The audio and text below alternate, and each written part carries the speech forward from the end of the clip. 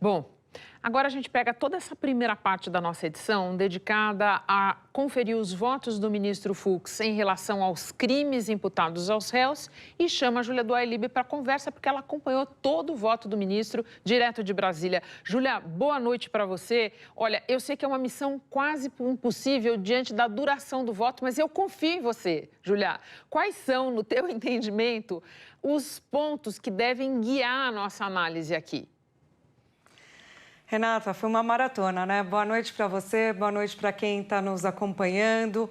Olha só, diferentemente dos votos do ministro Alexandre de Moraes, do ministro Flávio Dino, em maior ou menor grau, que acompanharam a acusação, o voto de Fux acompanha praticamente todas as demandas das defesas. Pegando os crimes principais, Renata, que foram atribuídos aos 8 acusados, os 5 principais.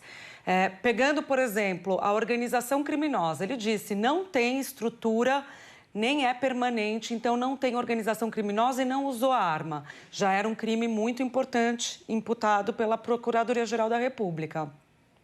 Os crimes contra a democracia. Os crimes contra a democracia, ele primeiro diz que um absorve o outro e que o menor absorve o maior. Aí, quando ele vai analisar o crime de tentativa de abolição do Estado Democrático de Direito, que é o que ele entende que fica, ele traz aquela discussão que a gente já fez aqui no JG. Ele fala, olha, o crime é tentar, mas tem que executar essa tentativa. E não houve, na visão dele, uma execução dessa tentativa. Houve só cogitar, pensar, o ato preparatório. Aí, Renata, já derrubam o argumento principal da Procuradoria-Geral da República. Depois disso, ele foi ali ponto por ponto.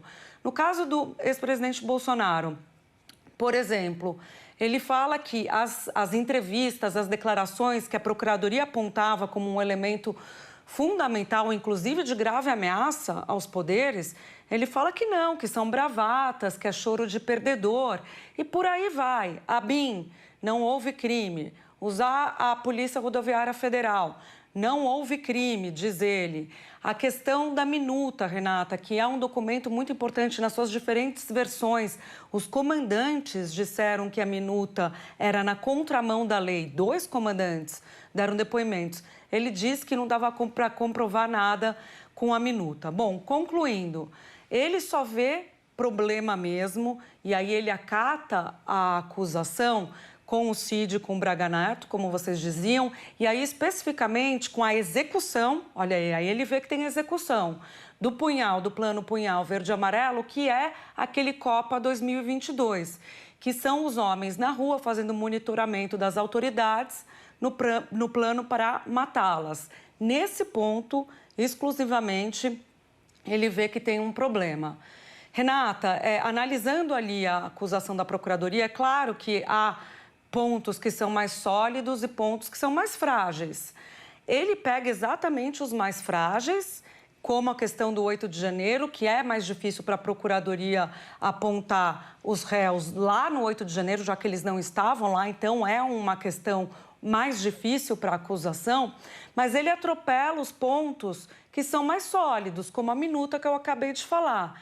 Então, ele faz ali, é como se ele projetasse, colocasse a lupa no que é mais difícil para a acusação e tirasse da mira, né, tirasse da lupa o que é mais sólido, que está mais comprovado pela Procuradoria-Geral da República.